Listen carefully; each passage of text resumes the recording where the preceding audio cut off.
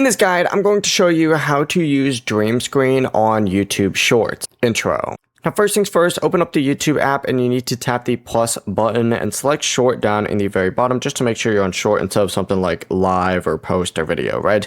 From here, what you need to do is essentially just open up the effects option and you could just select AI Playground up at the very top and it's going to look something like this for you. And this is technically called Dream Screen right here, and you can type a prompt down at the very bottom essentially saying what you want it to create, and it can essentially create pretty much anything on here. It's actually pretty impressive how good it is. You could do videos, photo to video, you can have it create music for you, and then you just got to type this in, and of course you can use the result as a green screen background as well, which is pretty cool. Just add it to your short and then record or upload the rest of your content and then finish editing and publish that short and you're good to go. Before you do leave, make sure to like the video and subscribe to the channel with all notifications on. It really does help with the channel and it lets us know that you want more content like this. We'd greatly appreciate it. And if at any point throughout this guide you did have any questions, just ask them down in the comment section below and we can help you out further. I'm going to be doing my best to reply to every single comment down there. Peace.